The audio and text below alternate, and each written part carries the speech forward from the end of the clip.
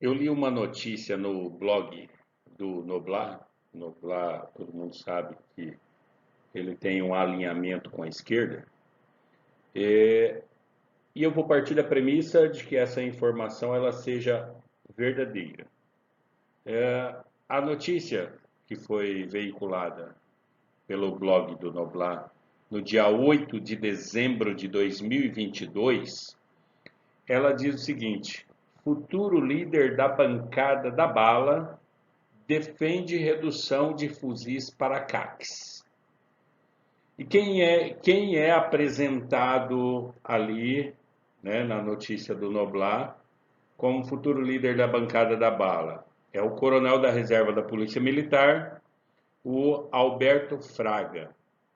E quando você lê a notícia, você vê que o Alberto Fraga, ele entende que 30 fuzis para cada CAC é exagero. E ele apoia esse revogaço que o Lula quer fazer para os CACs. Pois bem, eu discordo que 30 fuzis sejam poucos. Né? Que 30 fuzis são demais, são exageros, são excesso. Eu discordo. E por que eu discordo?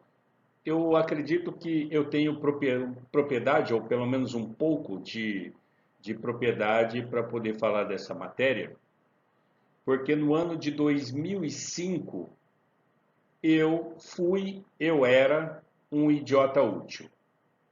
O que é o idiota útil? Idiota útil é aquela pessoa que segue uma pauta da esquerda, que acredita na pauta da esquerda e que está ali servindo a esquerda, a política esquerdista, sem às vezes notar, sem às vezes perceber que existe um plano lá na frente.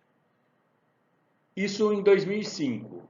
Eu atuei, né, dando palestras em vários lugares, defendendo o desarmamento, me posicionando como uma pessoa pacifista.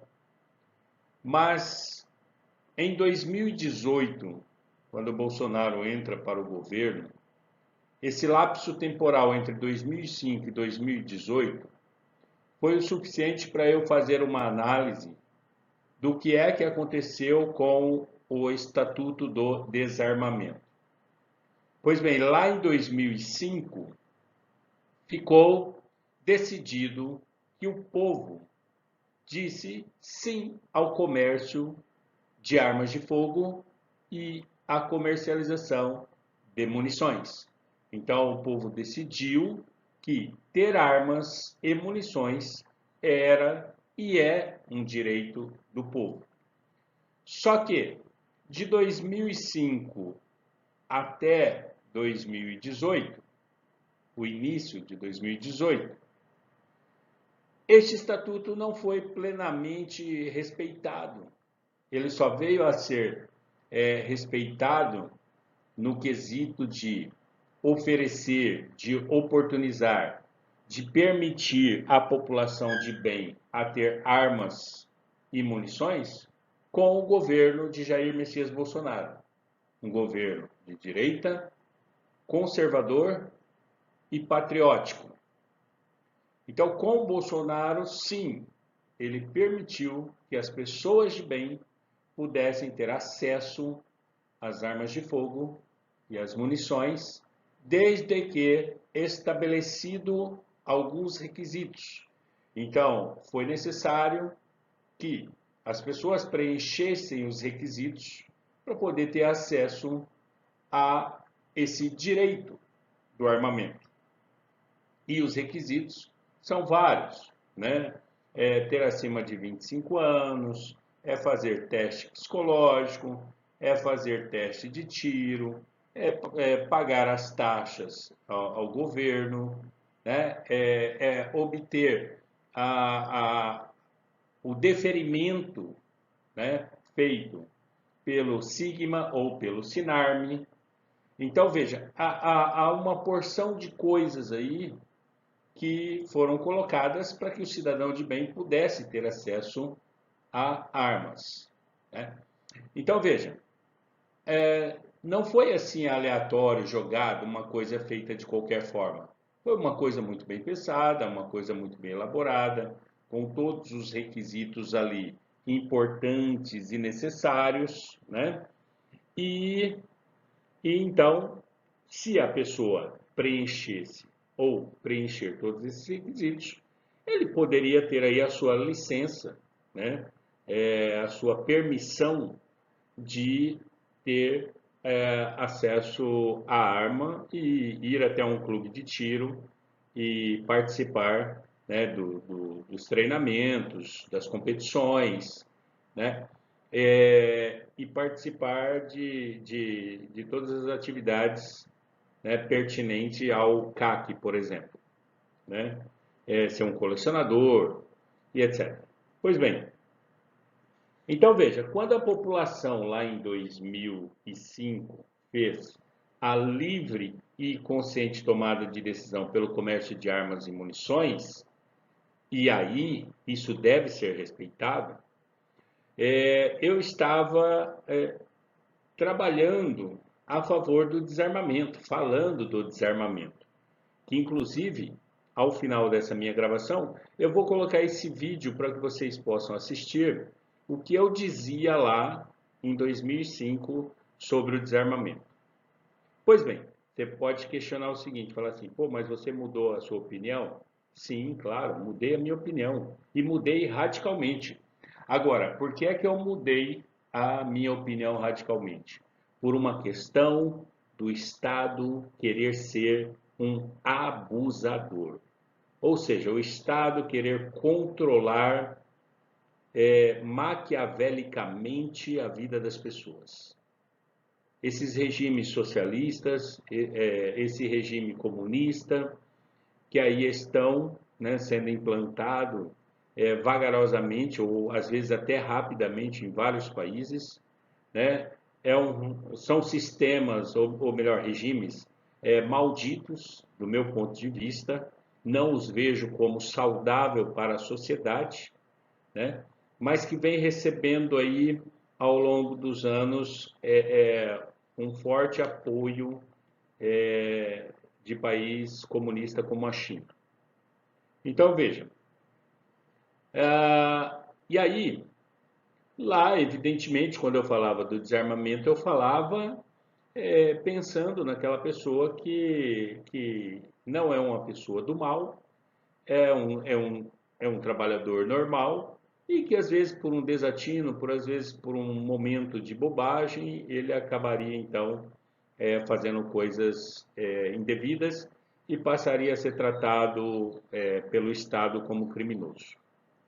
Agora, muito mais criminoso que isso é o Estado querer implantar ditaduras e obrigar as pessoas a seguirem essas ditaduras. Nós vivemos um país democrático e eu penso que é assim que deva ser e assim deve continuar, assim deve prevalecer a democracia no nosso país. Defendo a democracia, sou a favor da democracia, né? Não concordo com muitas coisas que estão acontecendo dentro do nosso sistema e do nosso regime político. Então, veja, aí a pergunta que se tem que fazer de 2005 para cá é: se o Estatuto do Desarmamento foi criado, por que é então que ele não foi revogado? Por que é então que ele não foi eliminado? Por que é que ele não foi tirado? Se foi fácil para fazer, por que é que ele não é fácil para ser desmantelado? Mas aí a pergunta que fica é: o Estatuto do Desarmamento serve para quê, afinal? Para controlar e desarmar somente o cidadão de bem? Esse é um questionamento que nós devemos fazer. Então, o Estatuto, ele serve para controlar as pessoas de bem? Para desarmar as pessoas de bem? Para não permitir a posse da arma de fogo do cidadão de bem? Aí a gente tem que olhar para o outro lado. Quando o Estatuto do Desarmamento entra em 2005, os marginais, os traficantes, os bandidos, foram desarmados? O que aconteceu nesse período? Eles continuaram tendo acesso às armas dos criminosos? Continuaram, claro. Agora, por que é que eles continuaram? Qual foi a facilidade que eles encontraram para ter acesso a essas armas? Quem eles corromperam? Políticos? Forças auxiliares? Forças militares? Como eles conseguiram acesso às armas? De que forma? Vieram pelas fronteiras? Policiais corruptos? É algo que se deve pensar. Por que que eles passaram a ficar fortemente armados após o Estatuto do Desarmamento? Por que é que nós passamos a ver com frequência criminosos andando em favelas com armas de grande potencial ofensivo, agressivo, né? Armas de grosso calibre, armas de calibre restrito, proibido pelas forças militares, né? Pela lei brasileira, e com até armamento para poder derrubar helicóptero, né? Enfim,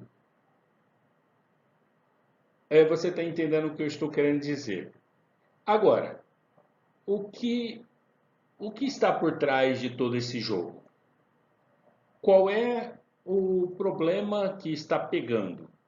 O que o Estado está querendo, afinal, fazer, né, de não querer permitir o cidadão de bem na continuidade ou em ter essas armas de fogo? O que é que a esquerda quer com isso? Bom, primeiro nós sabemos que um povo desarmado é facilmente rendido, né, dentro de uma ditadura, seja ela qual for. Nós temos aí o exemplo clássico da Venezuela. Então esse é um grande problema, né? O Estado querendo dominar o cidadão. Agora, a gente tem que observar o seguinte: para se ter armas de fogo, para se ser um CAC, um colecionador, atirador e caçador, né, ou para ter uma arma liberada pela Polícia Federal, há um custo para se ter, há um custo para se manter essas armas e para se treinar e desenvolver essas habilidades necessárias. Então há um custo financeiro.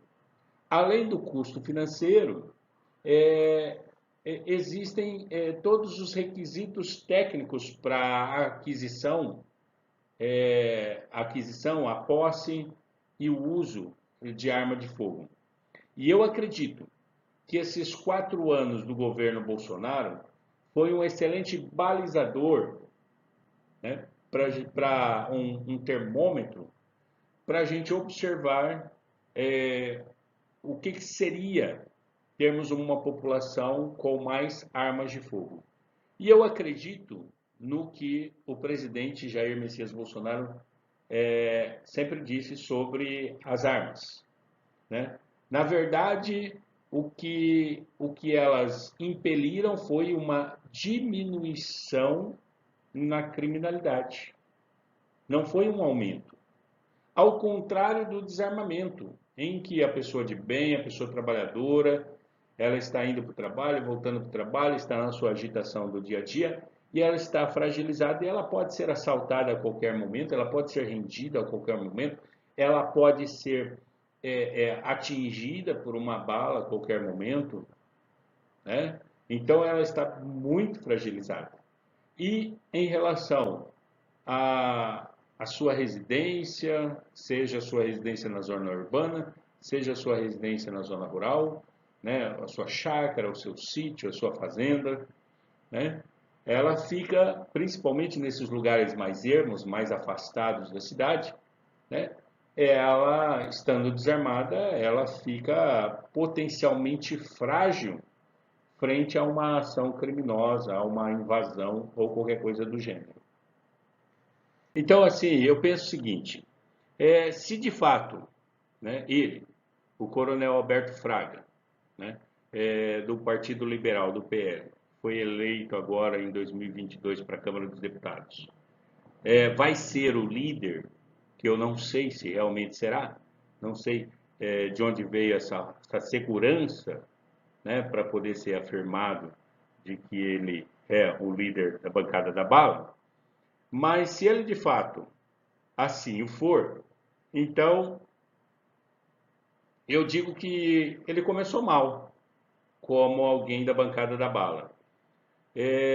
Porque o posicionamento do Coronel Alberto Fraga deveria ser exatamente o outro, deveria ser o de buscar meios eficientes para que as armas não cheguem e nem estejam na mão dos bandidos. E não buscando tolher, buscando impedir com que o cidadão de bem, aquele que passou por um devido processo estabelecido dentro da legislação brasileira, né, querendo tolher com que, chamando de exagero, né, com que este cidadão que passa por um treinamento, que vai em busca de um treinamento, que utiliza seu armamento para esporte, ou que o mantém, né, em sua posse para poder proteger os seus bens, então eu não vejo esse posicionamento do governo Bolsonaro equivocado, nem errado e nem exagerado. Eu vejo isso como perfeitamente plausível, né? E outra, se a gente tomar como exemplo o país democrático que é os Estados Unidos, se nós observarmos, os Estados Unidos as pessoas compram facilmente arma de fogo, né? Só que a legislação lá também é dura, ela é impiedosa com quem age fora da lei. Então, veja, ao mesmo tempo que se concede o direito ao cidadão americano, né, você tem uma penalização muito maior por força da lei, né, para aquele que não andarem nas linhas, né, da lei americana. Então, veja, um CAC, por exemplo, ele não vai sair por aí desfilando, né, com um fuzil, como fazem os traficantes nas favelas do Rio. Então, primeiro que fuzil são armas longas. São armas longas, elas são mais pesadas, bem mais pesadas em relação às armas, né, portáteis, as armas consideradas leves. Então, vejam, fuzil são armas longas, né? São armamentos, sim, de grosso calibre, né? Ela tem um potencial lesivo muito maior. Porém, um CAC não vai. Uma pessoa treinada, uma pessoa que tem a sua posse, né, que está regularizada junto ao Exército ou junto à Polícia Federal, ele não vai querer perder o seu CAC. Ele não vai querer perder o seu direito. Ele não vai querer perder as suas armas, né? Então, essas pessoas são pessoas que passam por treinamento específico. Então, e outro ponto que a gente tem que observar aqui também é que quando a lei estabelece, ou quando é dito que 30 fuzis para os CACs, né, são muitos, não são muitos. Por que não são muitos? Um outro ponto, um outro aspecto.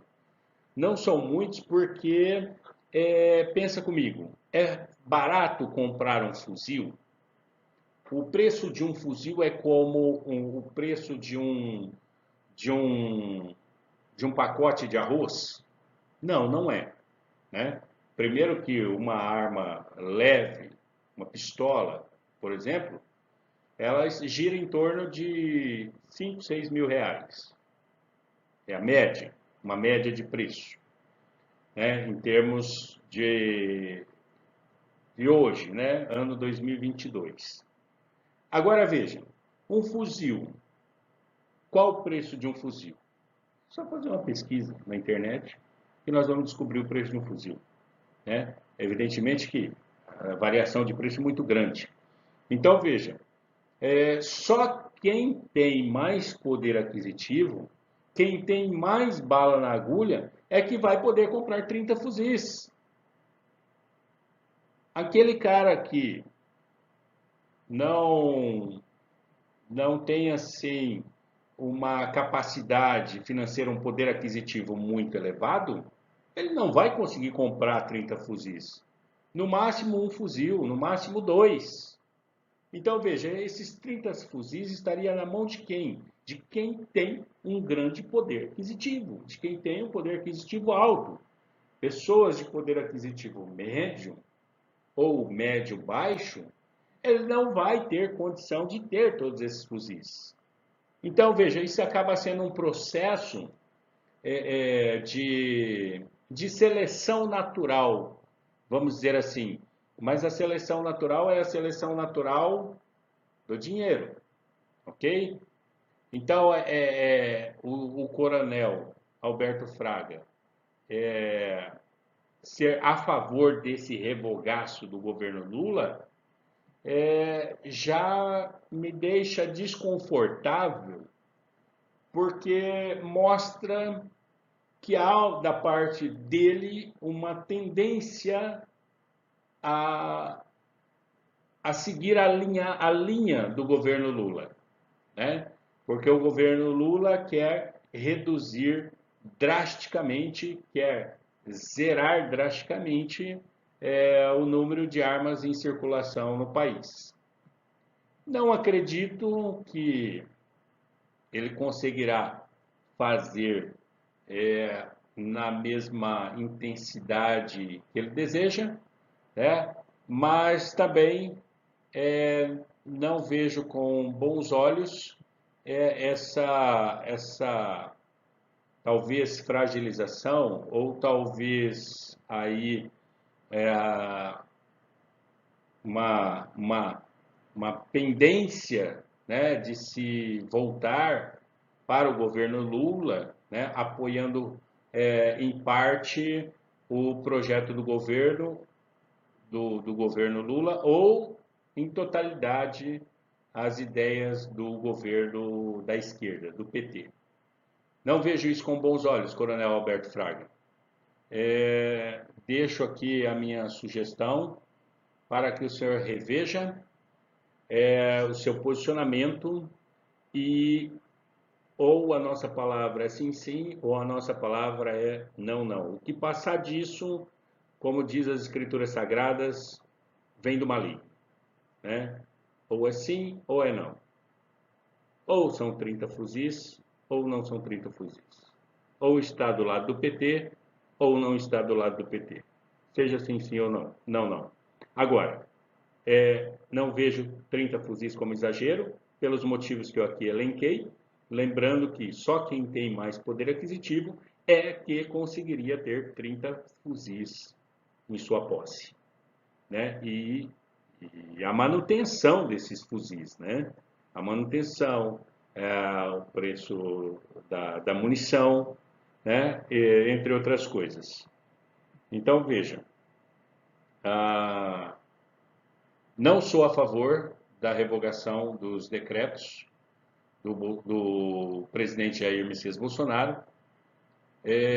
Sou a favor que os decretos do Bolsonaro fossem cumpridos na íntegra, né? Mas que infelizmente não foram contribuídos aí por uma interferência da Suprema Corte brasileira. Então veja, eu apoio a ideia na integralidade do presidente Jair Messias Bolsonaro. Porque nós temos que ter hoje uma preocupação muito grande. A preocupação é com relação à soberania nacional. A questão com relação às liberdades individuais e coletivas do ser humano, né? É algo que nós temos que pensar com muito carinho e não só pensar, trabalhar para o bem coletivo, mas permitindo ao cidadão, né, a sua liberdade, que esses direitos de sua liberdade individual e coletiva sejam preservados, né? Essas garantias trazidas na Constituição precisam ser preservadas. Então, o que eu verifiquei de 2005 para cá é que o Estatuto do Desarmamento, ele não ajudou na integralidade o cidadão de bem, deixando-o desguarnecido, deixando-o desprotegido, e nós sabemos muito bem que nós não temos a segurança 100%. O que nós temos é uma sensação de segurança ou uma falsa sensação de segurança. Então nós só temos a sensação de que estamos seguros, mas na verdade quando saímos às ruas e não estamos completamente seguros. Quando deixamos as nossas residências, também não estamos deixando as nossas residências em segurança. Haja vista aí as mudanças, né, que vem ocorrendo em todo o cenário político, né, em todo o cenário relacionado ao conjunto de leis. Então, fica aí o meu posicionamento, o meu pensamento com relação à comercialização de armas de fogo, a comercialização das munições, a questão da autorização para os CACs, da autorização dada pela Polícia Federal, né? Sou a favor, né, dos decretos do posicionamento do presidente Bolsonaro, né? Então, fica aí o meu posicionamento e agora eu vou deixar o vídeo para que todos vocês assistam e vejam como o meu posicionamento mudou. Hoje eu sou radicalmente a favor do armamento na mão do cidadão de bem, para que ele possa se proteger quando o Estado não o puder fazer em favor dele, em decorrência e em benefício dele. Então, o Estado não estando por perto para poder fazer, que ele pelo menos tenha o direito e o preparo para poder se defender contra uma ação de humilhante qualquer, né?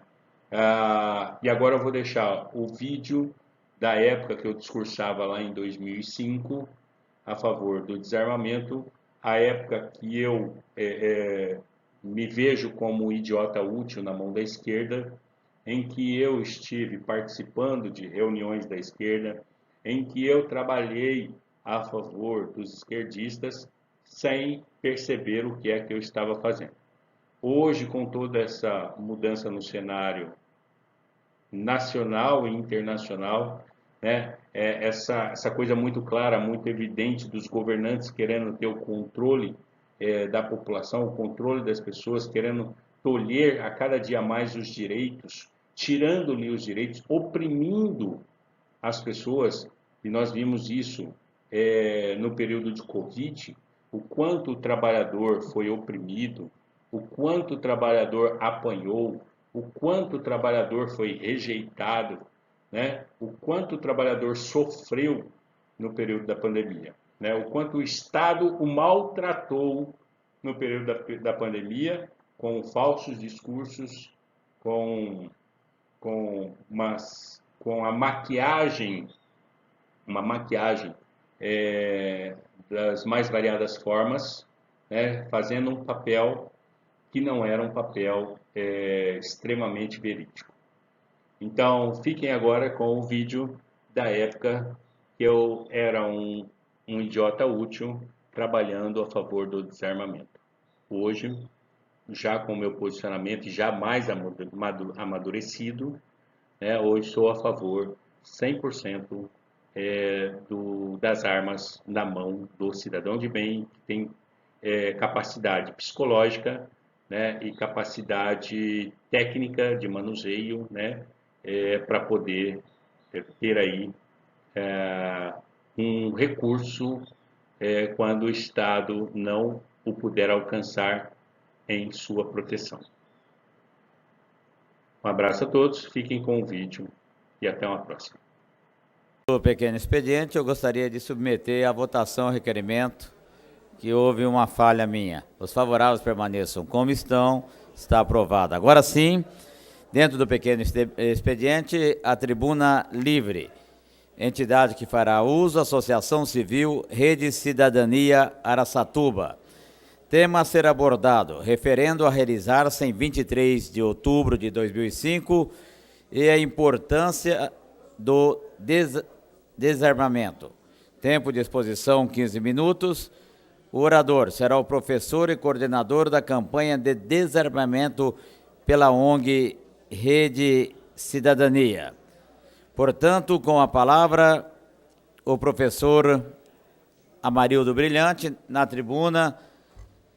Tem aí o professor até 15 minutos para falar sobre o referendo a realizar-se em 23 de outubro próximo.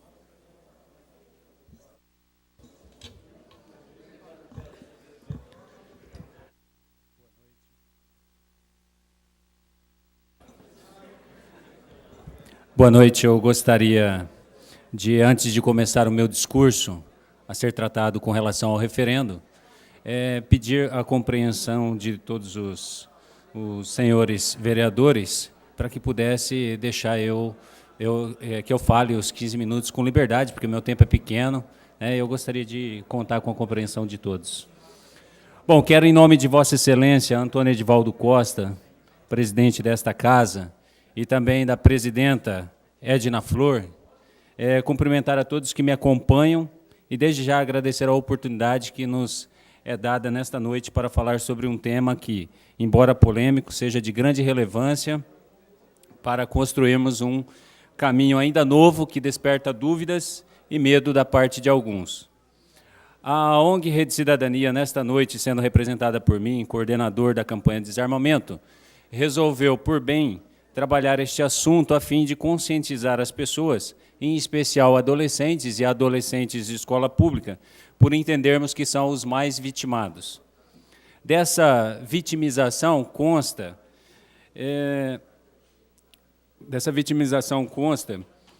das estatísticas que os jovens que compreendem a idade entre 15 e 24 anos são os que mais matam e os que mais morrem neste país. E como se não bastasse, aumentou com o passar dos anos o número de armas presentes nas escolas. Segundo dados da Unesco, cerca de 12% dos estudantes brasileiros já viram armas nas escolas em poder de colegas. E 1% deles admite que já entrou na escola portando arma verdadeira. Este número de 1% representa um total de 19.686 estudantes. Só isso. Agora, pegue esse número e multiplique por 12, e nós veremos a quantidade. Segundo os pesquisadores, constatou-se que a arma é um objeto do desejo dos nossos jovens, porque representa para eles um símbolo de virilidade e garante poder sobre os colegas, e é um instrumento de intimidação, de autoafirmação e de autodefesa. Constatou-se também, por meio de pesquisa, que os homens são mais resistentes à proibição das armas em relação às mulheres. Talvez isso se explique porque as penitenciárias masculinas estão superlotadas e o governo do Estado não vença a fazer cadeias para homens. Para alguns homens, a arma é sinônimo de segurança e para as mulheres, a arma dentro de casa representa uma ameaça. Dá para entender o porquê. Segundo dados do SUS, Sistema Unificado de Saúde, 44% das mulheres assassinadas são assassinadas com armas de fogo. E dessas 44%, 33% delas são assassinadas pelos parceiros, cônjuge ou companheiro. A história sempre mostrou aí o homem como sendo mais violento que a mulher. As pessoas, no entanto, cheias de medo, elas querem se armar, tomadas pela ilusão de que no perigo serão elas a dar o primeiro tiro. E é aí que surgem alguns cidadãos preocupados quanto ao fato do bandido estar armado, do contrabando e etc. Não quero aqui tirar-lhes esse direito, embora eu também tenho minhas reservas e entendo que controlar as armas e coibir o crime através de prevenção e repressão aos bandidos, se necessário for, é de responsabilidade exclusiva do Estado e do governo federal.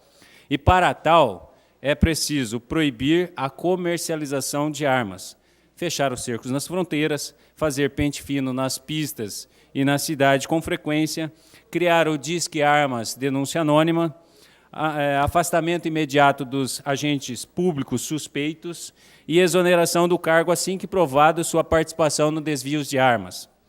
Quero sugerir que as igrejas e o poder público municipal de Araçatuba sejam ativos e não tenham medo de se posicionar com relação a esta questão, pois temos exemplos do Rio de Janeiro, onde as igrejas ajudaram nas coletas de armas e estão ajudando também na conscientização. Em cidades como o Acre, o governo se comprometeu a apoiar a campanha pelo fim da venda de armas e criou a Frente Acre Sem Armas. O movimento é formado por instituições públicas e privadas do Estado e dividido em comissões. Em Campina Grande, na Paraíba, a Câmara Municipal assumiu a dianteira no sentido de mobilizar a sociedade a favor do desarmamento. A Casa vai coordenar discussões em parceria com organizações civis. Em Santa Catarina, a Assembleia Legislativa está organizando a criação do Fórum em favor do desarmamento. A Secretaria de Segurança Pública do Rio de Janeiro também vai entrar na campanha contra o desarmamento. Quero deixar claro que o desarmamento é apenas o primeiro passo, e nós não devemos parar em momento algum de buscar construir uma sociedade pacífica. A criminalidade, ela não vai deixar de existir, eu quero deixar isso bem claro. Não é uma vez que se aprove o referendo que a criminalidade vai deixar de existir. Ela sempre existiu desde os tempos bíblicos, onde constatamos Caim matando Abel. Portanto, o primeiro homicídio relatado, o primeiro boletim de ocorrência, o primeiro criminoso. As armas pequenas e leves, hoje em dia, se tornaram as maiores responsáveis por mortes e ferimentos, causando assim um sofrimento a amigos e familiares, destruição de famílias, perda de produtividade econômica e desperdício de recursos do serviço de saúde pública. E, além disso, temos as lesões físicas e psicológicas permanentes. O custo econômico do tratamento das vítimas consome 10% do PIB do Brasil. Isso está em cerca de 160 bilhões de reais. No Canadá, esse custo econômico do tratamento das vítimas é da ordem de 6,6 bilhões de dólares. Isso são dados estatísticos do BID, Banco Interamericano de Desenvolvimento. O sistema de saúde pública de Santa Catarina, por exemplo, ele gasta cerca de R$12 mil com cada vítima de arma de fogo. Um gasto bastante significativo, creio eu. Só para se ter uma ideia, armas pequenas e leves são pistolas, escopetas, rifles, metralhadoras leves e também nesse contexto estão lança-granadas, morteiros, armas antitanques móveis, lança-foguetes, lança-mísseis antiaéreos portáteis. Percebe-se, no entanto, que a lesão por arma de fogo tem grandes chances de ser fatal. A arma é o principal instrumento que agrava, simboliza, multiplica a violência inerente aos conflitos do cotidiano. Atualmente, morrem por arma de fogo 104 pessoas por dia no Brasil. E uma pessoa a cada minuto no mundo. Então, daqui a um minuto, com certeza, mais alguém se foi. A maioria desses crimes são por motivos fúteis, banais. O Brasil conquistou, assim, o segundo lugar dentre os 57 países pesquisados, perdendo apenas para a Venezuela. A América Latina, ela é considerada uma das regiões mais violentas do mundo. Quando eu assisti ao filme We Are Soldiers, que traduzido quer dizer Fomos Heróis, foi traduzido para o Brasil como Fomos Heróis, algumas coisas me chamaram a atenção, sendo uma delas o horror da guerra a que o homem se submete por disputas de poder. A outra foi uma frase dita por um superior. Dizia assim a frase: É um belo dia, Sargento Savage. 40 mortos e 2 feridos. Há alguns, para se fazer uma analogia, que parecem todo dia repetir: é um bom dia. Mas bom dia para quem exatamente? Se vemos a triste poça de sangue que se espalha pelo país, se ainda temos mais de 60 focos de guerra espalhados pelo mundo, e adivinha quem está lá? As armas pequenas e leves. O que estamos fazendo? Empilhando os mortos dia a dia, como Hitler fez, e contando-os como se nada estivesse acontecendo só porque não foi conosco ou com alguém a quem amamos? A arma de fogo serve para produzir morte ou vida? A arma contribui em quê? Ela me faz melhor? Ou será que ela serve para me tornar um criminoso ou alguém potencialmente perigoso? Não se engane. O objetivo primordial da indústria de armas é vender sem se preocupar com o que acontecerá posteriormente com as armas, nem com a demanda da sociedade por medidas urgentes em resolver problemas gerados pelas armas. Muitas armas que começaram legais um dia, hoje estão na ilegalidade. Tenho várias estatísticas que comprovam isso. Uma arma comprada na loja acaba por abastecer o crime quando ela é furtada, roubada num assalto, perdida ou revendida a terceiros. A maioria dos homicídios é cometida por desentendimentos entre vizinhos, casais, brigas em boates, bares, trânsito e após as partidas de futebol, entre torcidas de futebol. São momentos onde as agressões físicas são substituídas por tiros. E os que são mais antigos lembram-se que alguns anos atrás tinha-se muitas agressões físicas, mas tiro quase não se ouvia falar. Hoje não, hoje se ouve falar mais em tiro, mais em homicídio do que agressão física. O que hoje é um assassinato, então, poderia ser uma agressão. Mesmo que a proibição da venda de armas de fogo consiga reduzir apenas esses homicídios que eu citei, já terá prestado um grande favor à nação, podendo salvar milhares de vidas anualmente. É preciso lembrar que a vítima é quase sempre surpreendida pelo agressor e não tem tempo de reagir, e na maioria dos casos que o bandido percebe que a vítima está armada, ele não dá as costas para a vítima, prefere matá-la. O Rio Grande do Sul é um dos estados mais armados do Brasil e ocupa o segundo lugar em homicídios por arma de fogo no país. Isso é uma pesquisa feita pelo Dr. David Hemingway, da Universidade Harvard. Conclui, então, que em todo o mundo, onde tem mais armas de fogo, tem mais suicídios. Esses dados constam no SUS e no Instituto Superior de Ensino Religioso, dados de 2000. Mais de 85% dos homicídios no estado de São Paulo são cometidos com o uso de arma de fogo. Não estou trabalhando no desarmamento contra o cidadão de bem, muito menos em defesa do bandido armado. Estou, sim, querendo preservar a vida de pessoas que não são criminosas, que não têm conduta criminosa, mas que, pelo fato da arma estar ali, numa situação de desatino, a tragédia irreversível ocorre. Com certeza, estou indignado com as causas que empurram as pessoas para a criminalidade. Causas essas que são múltiplas e complexas, e não convém aqui que eu fique especificando, até em função do tempo. Hoje, no Brasil, vejo alguns estufando o peito e dizendo com orgulho que a nação tem mais de 90% de cristãos. Mas como pode? Mais de 90% das pessoas se intitulam cristãos e esqueceram ou não leram que está escrito não matarás? Será que o erro está com o cristianismo ou conosco? É preciso rever os conceitos, os valores e buscar corrigi-los. Alegra-me saber que 8 em cada 10 brasileiros defendem a proibição do comércio de armas de fogo e munição no Brasil. E também que esse será o primeiro referendo sobre armas no mundo.